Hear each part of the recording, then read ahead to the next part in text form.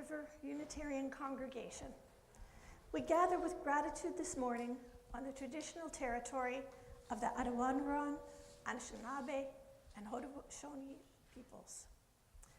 Our congregational home is located on the Haldeman Tract, which is 6 miles on each side of the Grand River. Today, many Indigenous peoples continue to call this land home and act as its stewards.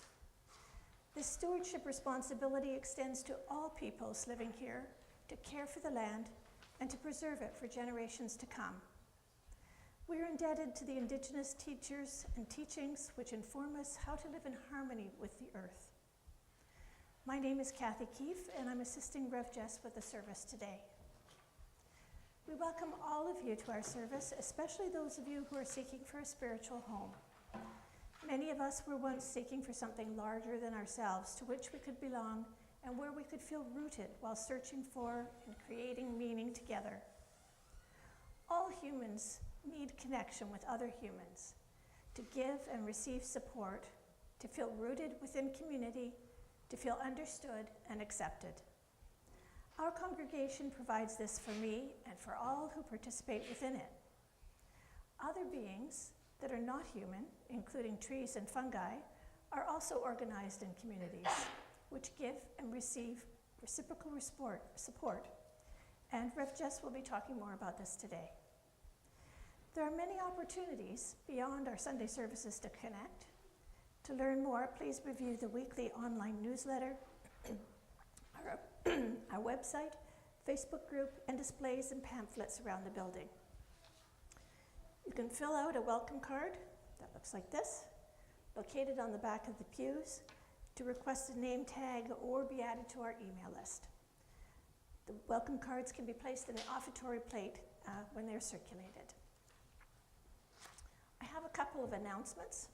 The Dream Auction is coming up on November the 18th.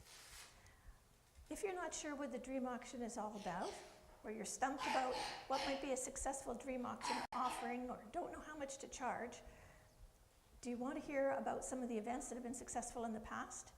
Well, join members of the Dream Auction team in the multi-room today at noon after the service for a discussion forum. We'll answer all your questions and collect ideas to share with the congregation. Also, a big thanks to all the organizers and the talent and those who attended at Friday's Coffee House. We raised $925 for a Better Tent City, and there are still books for sale in the classroom.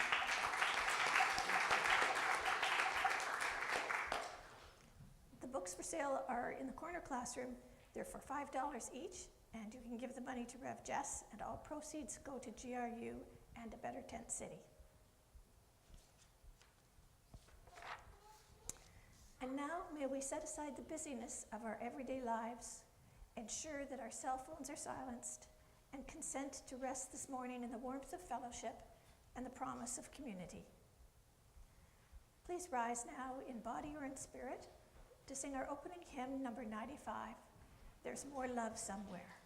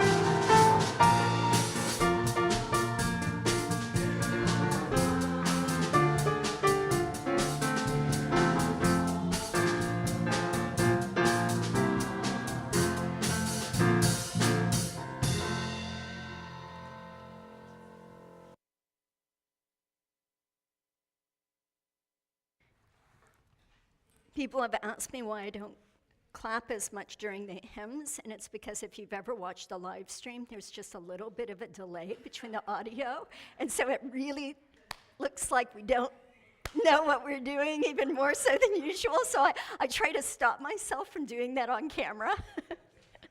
But you would be welcome and encouraged to clap during the hymns. A couple of weeks ago, I talked about the startling sight of starling murmuration. That's the movement of thousands upon thousands of individual birds moving in sync with one another by keeping track of their 7 nearest neighbors, forming fantastical formations in the sky as they twist and turn, each bird impacting the whole system, each one capable of shifting the direction and shape of the collective. Today, we turn our focus underground to the equally fantastic web of life that sustains us invisibly. Those root-like filaments of fungus, a vast underground network known as mycelium that pokes through the earth on occasion as mushrooms, fungi that we can see, smell, touch, and taste. A mushroom is the fruiting body of a vast underground network beneath our reach. The mushroom is just the spore bearer to ensure the fungi's continued propagation. So it's fitting that the Canadian Unitarian Council's youth network is called the Mycelium Network. Mycelium, of course, with 2 U's, because we like to do that as Unitarian Universalists. They say the Mycelium Network aims to reflect these qualities. We are deeply interconnected, growing and changing as needed, responding to the environment, interconnected, growing and changing as needed, responding to the health of the whole forest as essential, the forest being our greater Unitarian Universalist movement. After all, mycelium spreads far and wide underground, and when the conditions are right, mushrooms appear.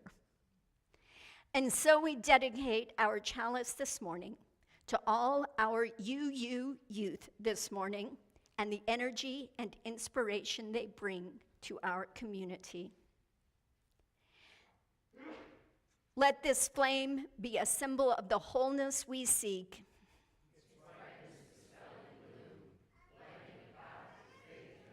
Its glow reminding us of the sacred bonds which link us to all people.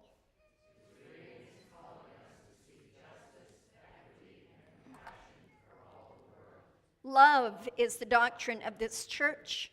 The quest for truth is its sacrament, and service is its prayer.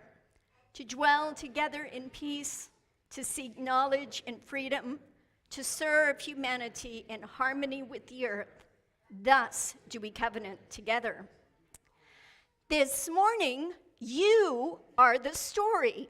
It is time for our annual ad hoc Halloween parade, so everybody wearing a costume, meet me in the back of the sanctuary and follow me.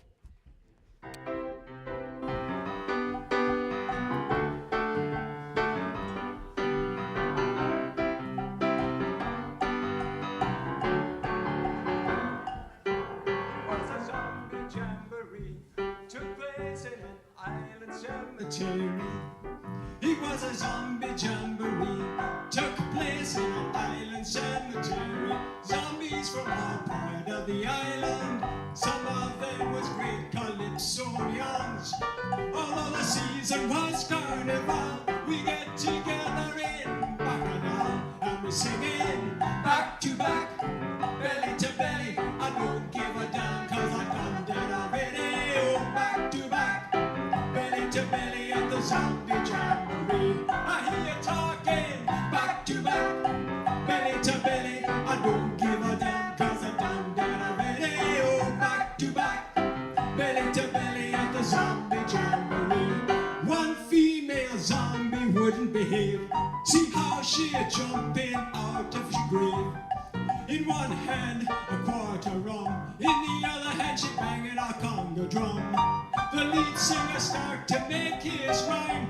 The zombies are racking their bones in time. One bystander had this to say: it was a pleasure to see the zombies break away. And they singing back to back, belly to belly. I don't give a damn 'cause I done get a radio. Back to back, belly to belly at the zombie jamboree.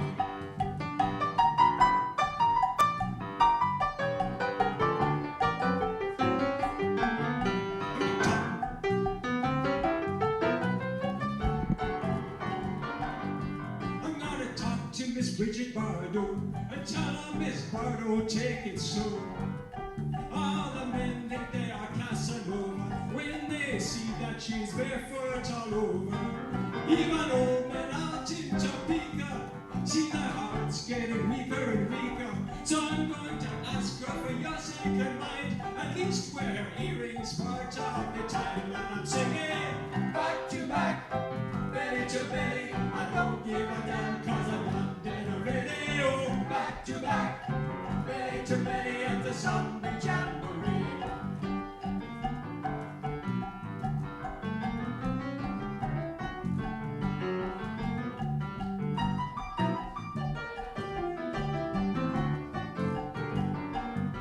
A lot of world leaders talking about war, and I'm afraid they're going too far.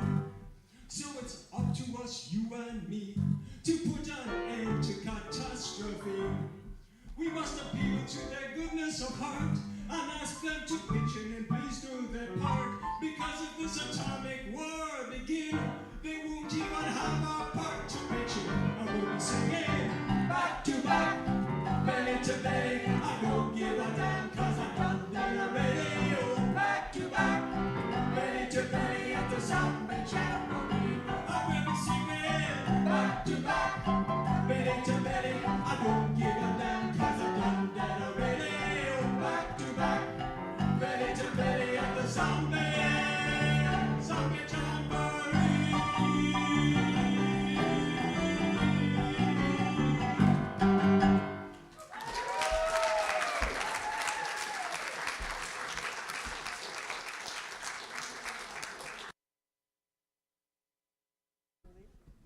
Well, we have some interesting characters here. Anybody want to tell me about their costume? Do we have a I don't know if I want to get close to Mavis. Zorette. Ah, I have borrowed Larry's weapon. don't mess with Mavis. I've got here Ray, who's a wizard, and Lucy, who is a purple cat.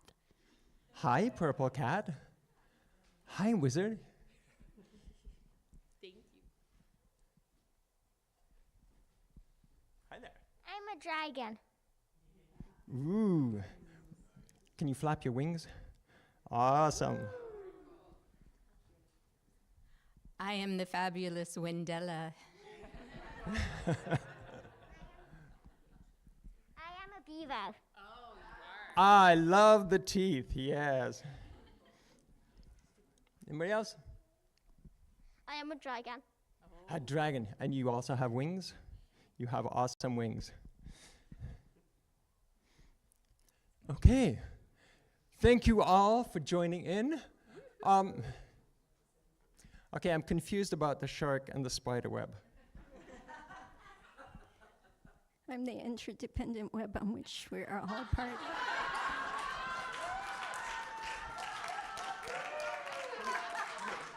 We'll leave it at that. Let's sing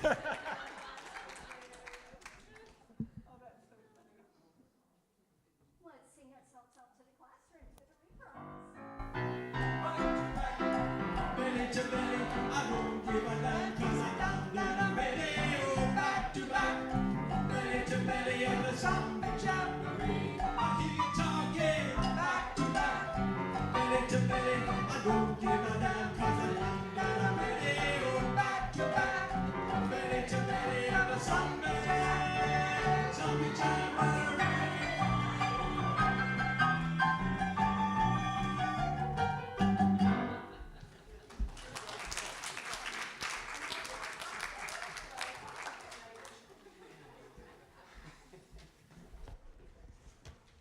Well, that was fun, but I get to do the serious part. The relationship between the congregation and its peoples is symbiotic. The community sustains the people who comprise it, and those people sustain the congregation with their gifts of time, talent, and resources. In addition to a monetary pledge, I currently offer my service as an usher and a worship arts committee member. I've also served on the Social Action Committee, the Ministerial Search Committee, and was one of the founders of our library. This community sustains me by giving me a sense of belonging, a spiritual home, and provides a sense of being part of something greater than myself. Each person here is a contributor. Whether you're a visitor offering your presence for the first time or a longtime member engaged in multiple ways. We'll now share the ritual of passing the offertory plate. Today it's a Halloween bucket. As you hold it in your hands, take a moment to think of what this congregation means to you and what you offer to it from your time, your talents, and your resources. Know that every offering is precious and gratefully received.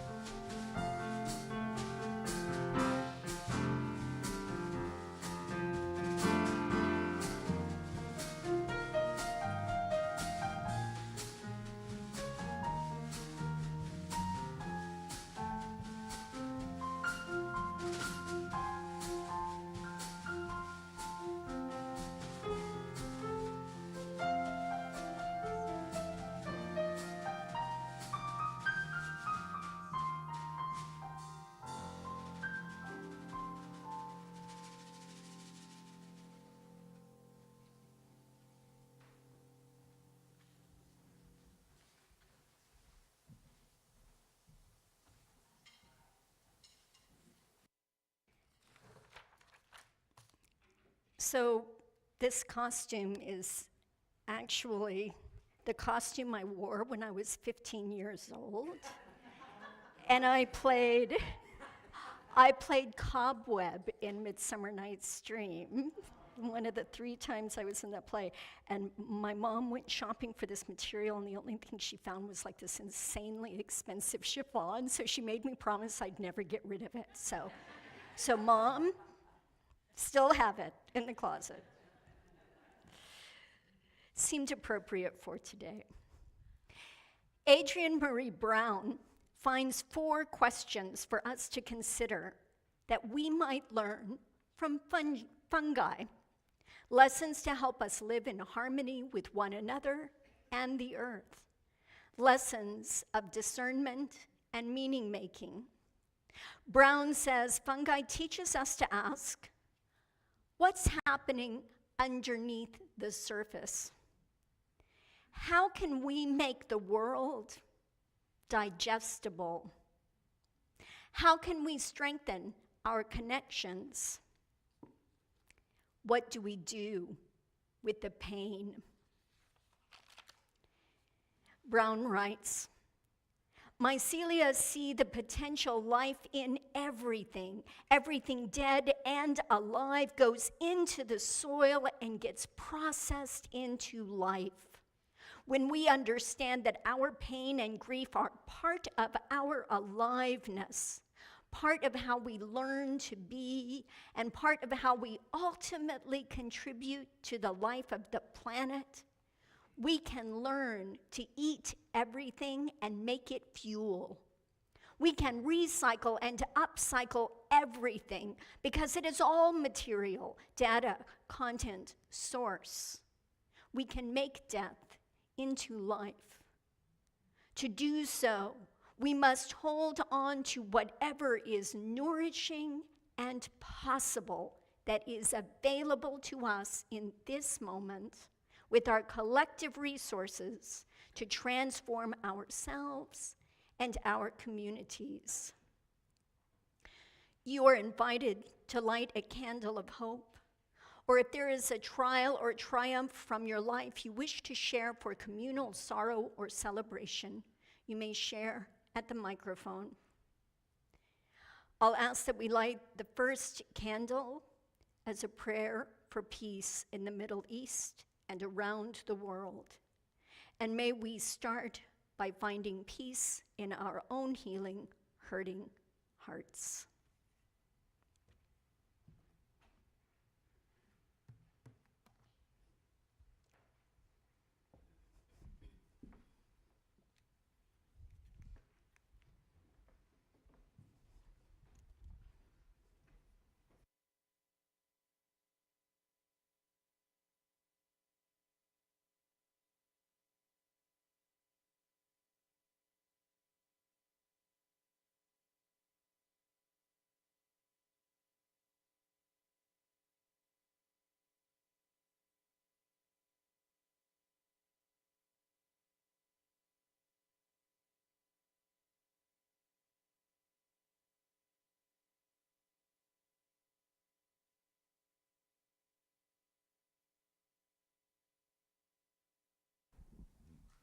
I'm Kathy.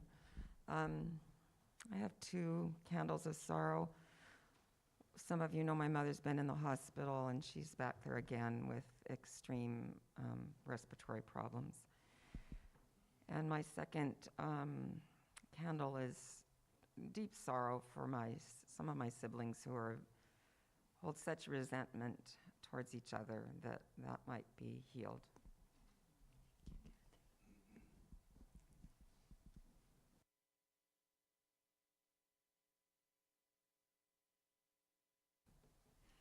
I'm Peggy, and I'm recovering from 2 knee surgeries on the same knee a year apart. And I've been so grateful for all the good wishes you've been sending me. I look at the cards, I remember the telephone calls as I exercise and exercise and exercise. So thank you very much. I've been a member of the congregation since 1964, and so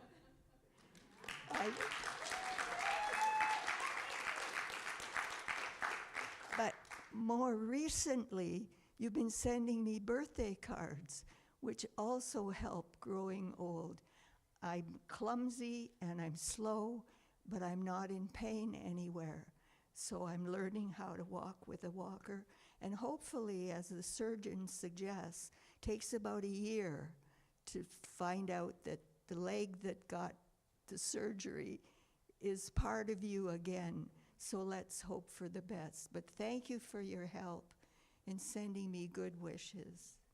Happy birthday, Peggy.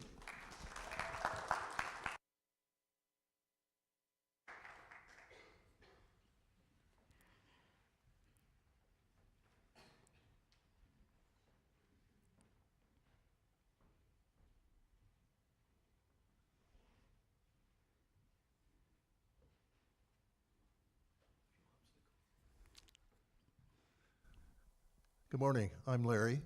I had the joy this summer of visiting with my mom's best friend. My mom's been dead since 1997, but her friend just turned 102 this year. Wonderful lady.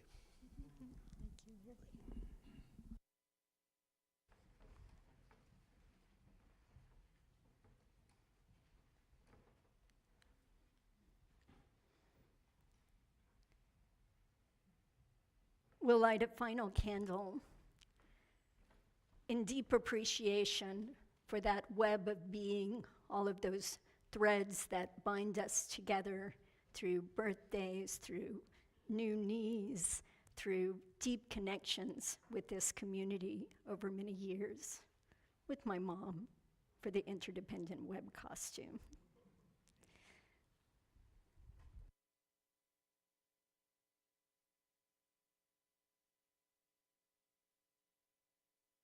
Please join me in singing our pastoral prayer, Spirit of Life.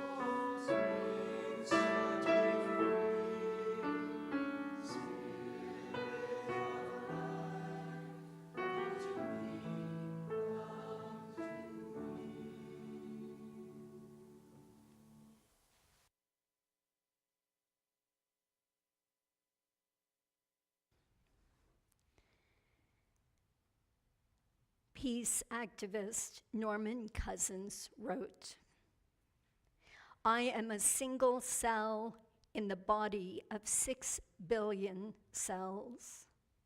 The body is humankind. I am a single cell.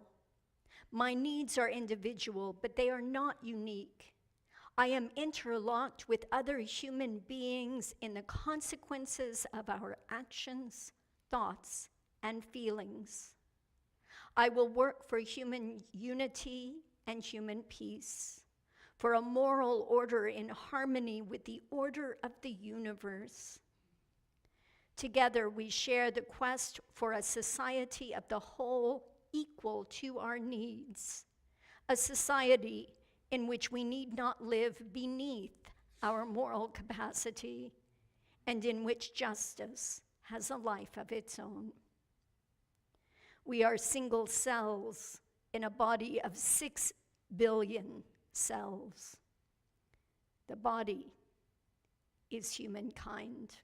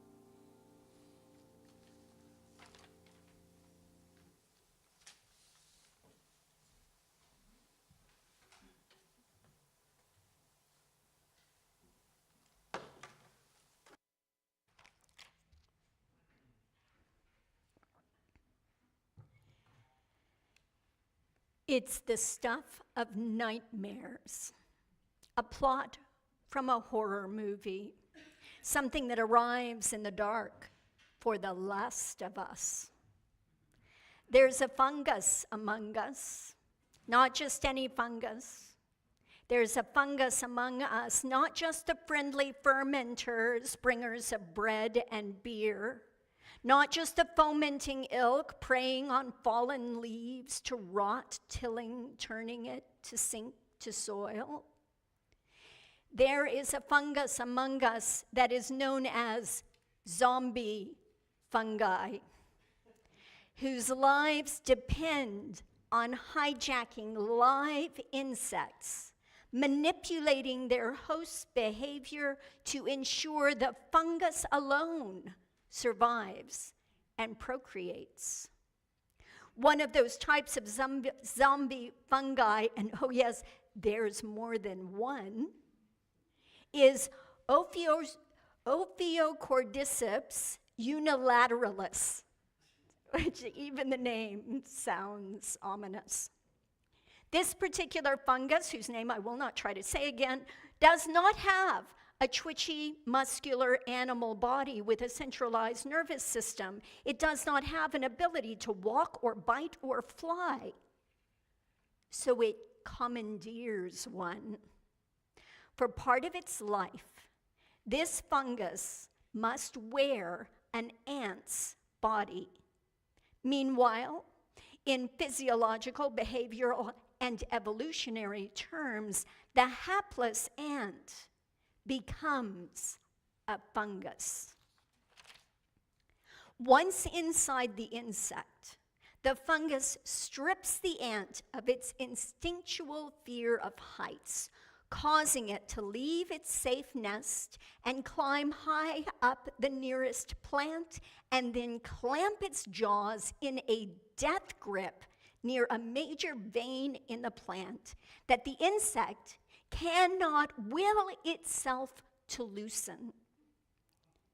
The fungus then sprouts mycelium, those thin root-like tendrils, which are forced out from the ant's feet, and which then stitch the feet to the plant's surface. Then, the fungus from within digests the ant's body while it's still living. And then a stalk,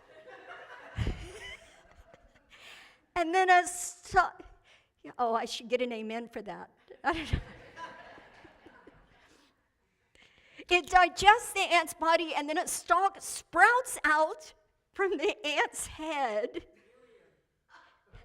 And the stalk produces spores, which then shower down on the heads of the unsuspecting ants passing below. And the fungus thrives as puppeteer to another ant host, who is forced to climb the summit of another plant, and the cycle begins anew.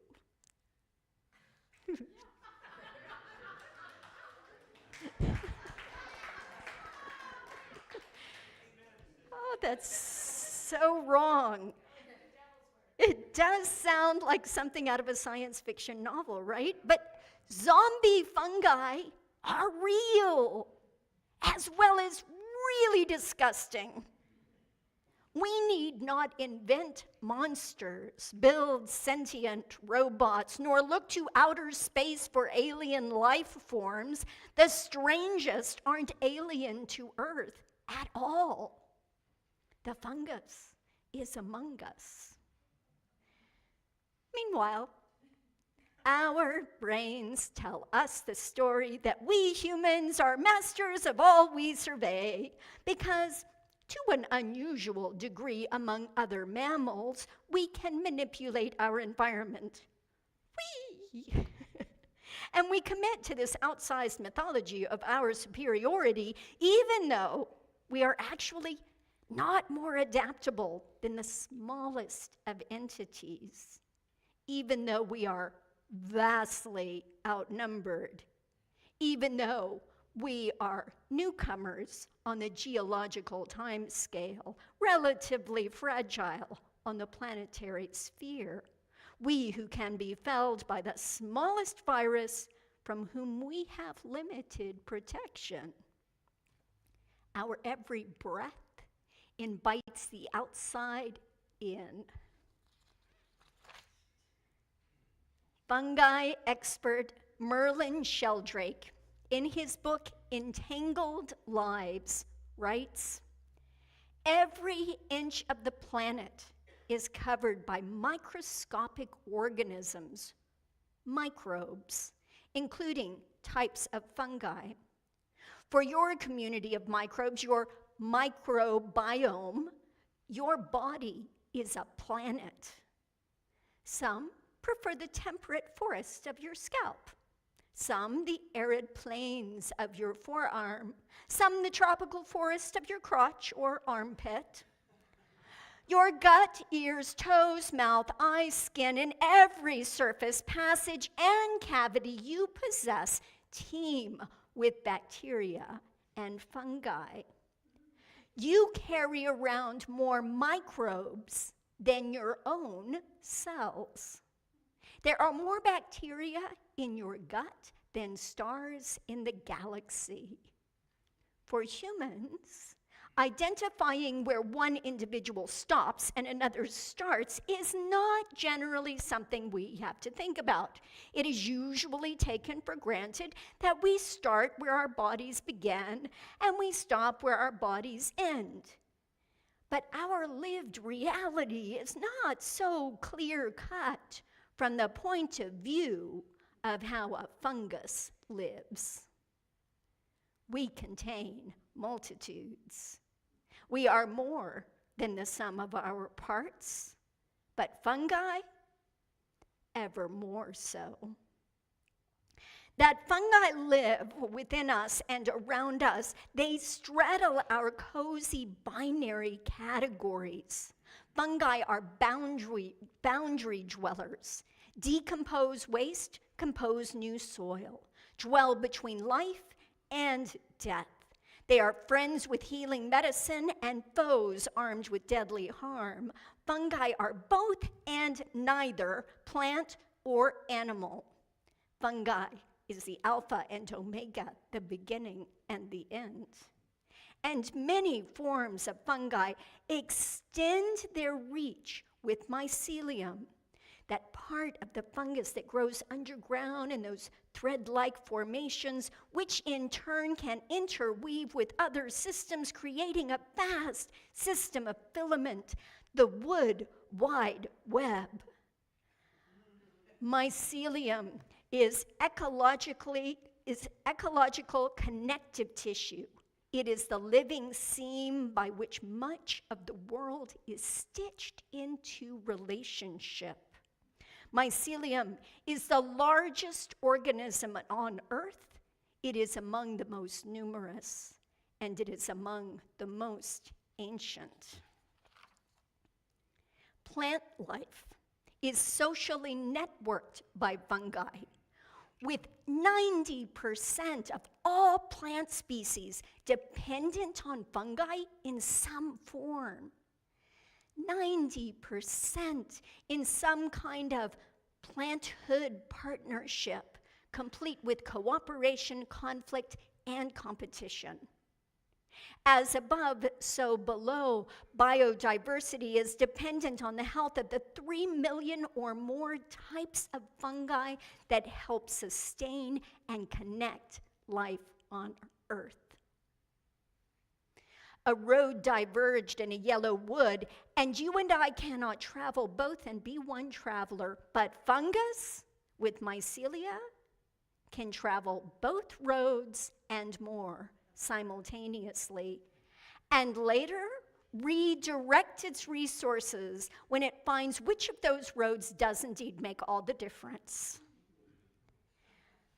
Some human humility in the face of fungal multiplicity is called for here. For though we can describe this network of mycelium, can observe some of what it does, we do not yet comprehend how or why it does what it does.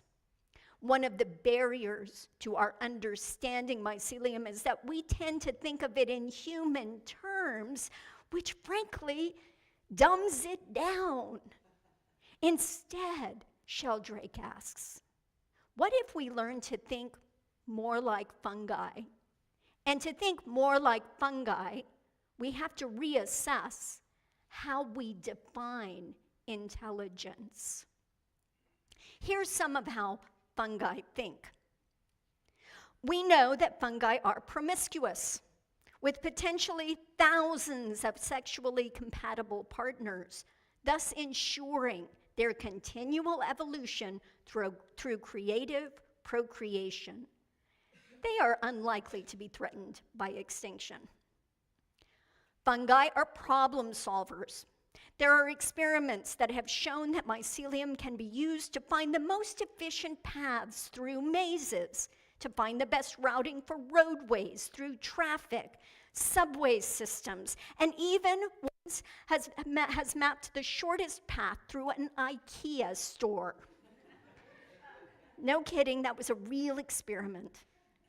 Fungi are excellent resource managers, moving nutrients, carbon, and water to maintain the health of its host plants, and in so doing, ensuring its own optimal survival.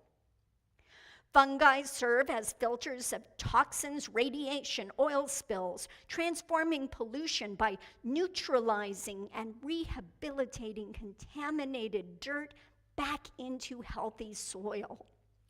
Fungi can even be trained to evolve the capabilities to metabolize particular pollutants, and thus learn how to survive in different environments with changing sources of food or fuel. Inevitably, humans will observe this behavior, these natural phenomena, and deem them instinctual responses to environmental stimuli.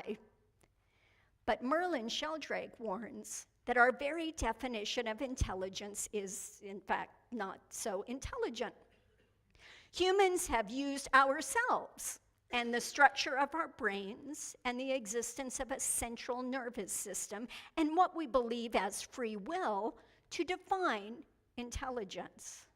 Because of that human-centric view, we are not equipped to even recognize other types of intelligence, sentience, and consciousness. We tend to emphasize biology, the study of individuals, over ecology, the study of relationships between entities. Sheldrake says this thinking has created a ruinous hierarchy when it comes to understanding our relationship to all that lives. He muses, how different would our societies and institutions look if we thought of fungi rather than plants or animals as the typical life forms? The original root of the word intelligence actually means to choose between. So what if we made the choice of the collective, the good of the whole, more often than the choice of the single individual? What if we made the choice to think more like fungi? What if we chose to center ecological over the biological? Ecological intelligence is our path to a truly sustainable future. A future that embraces our partnership with planthood. A future that requires involution as much as evolution. A future that will depend on our cooperation with that wood wide web. A future that recognizes we are already entangled with fungi. Radical mycologist Paul Stamets makes this bold proclamation. I love a challenge, and saving the earth is probably a good one. We all know the earth is in trouble. We have now entered another epoch of mass extinctions. I have often wondered if there was a united organization of organisms, otherwise known as uh-oh, and if every organism had a right to vote, would we humans be voted off the planet? I think that vote is occurring right now. You can hear much more of Paul Stamets' musings about mushroom life on Saturday night's Films to Feed the Activist's Soul, hosted by Rosemary and Mel Rock. Reach out to one of them for the address and the details.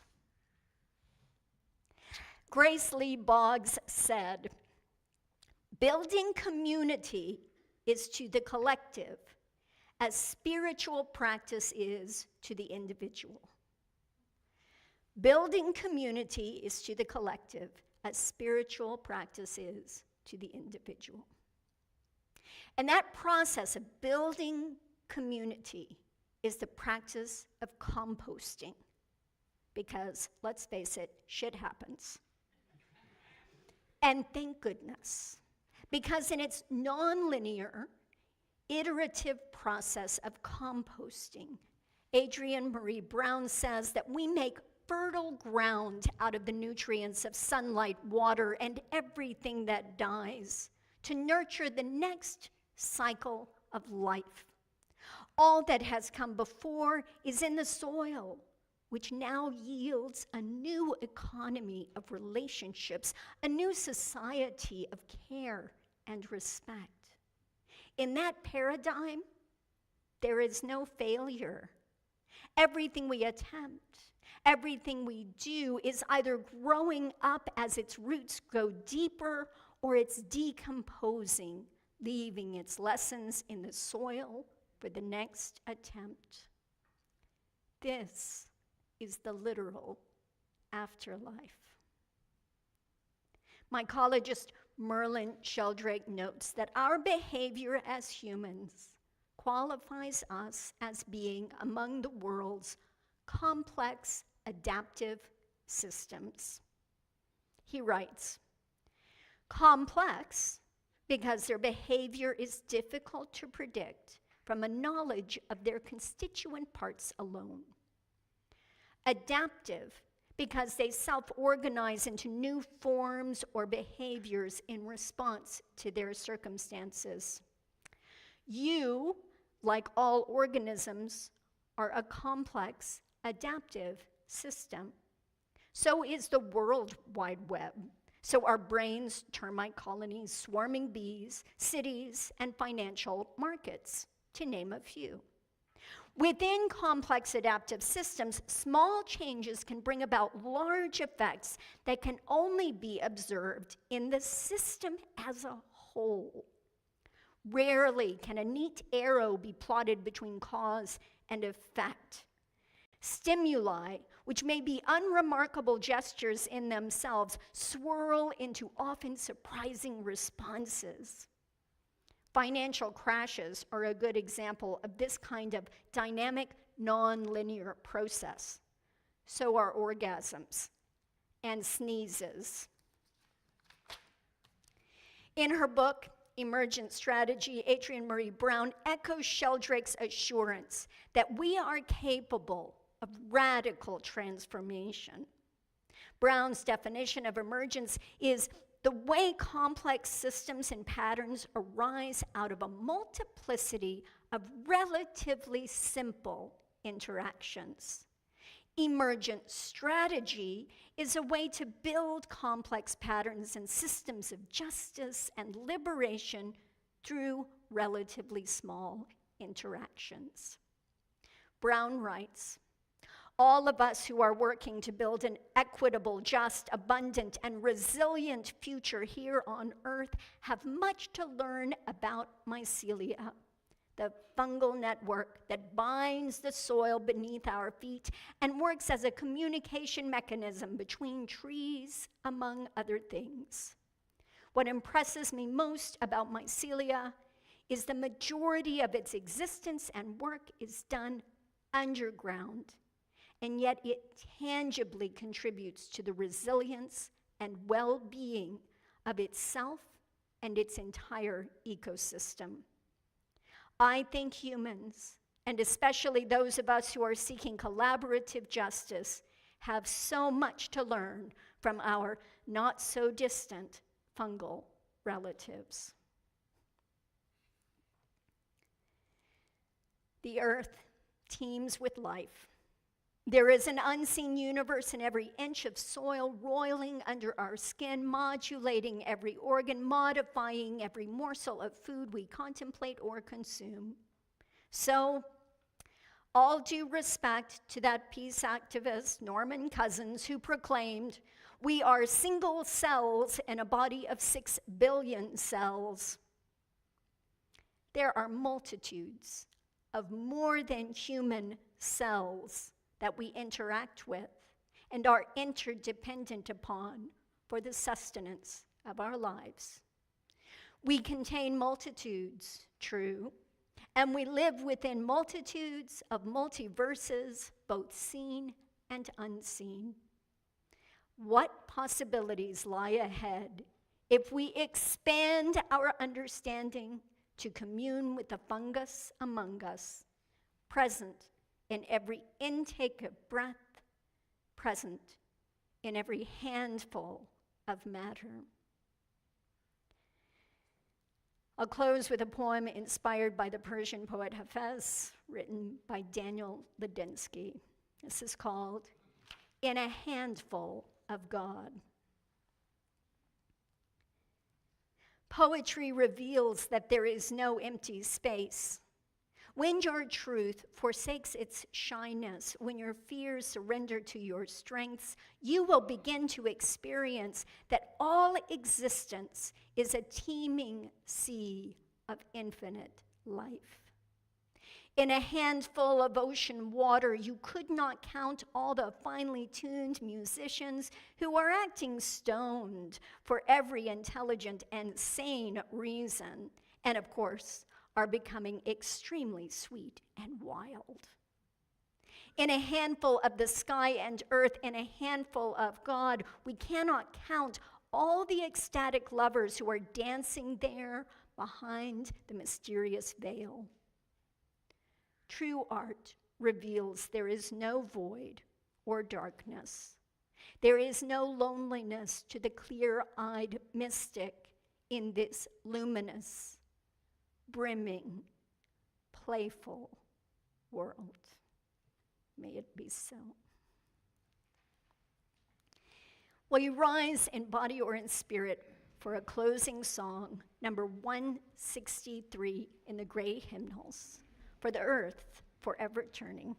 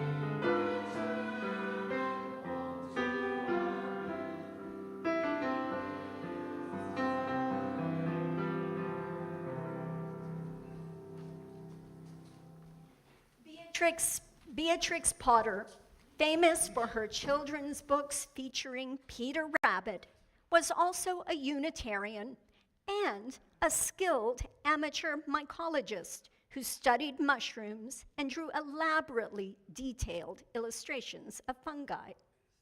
And so Beatrix Potter could have been talking about Peter Rabbit or Unitarianism or fungi when she wrote, "Even the smallest one can change the world."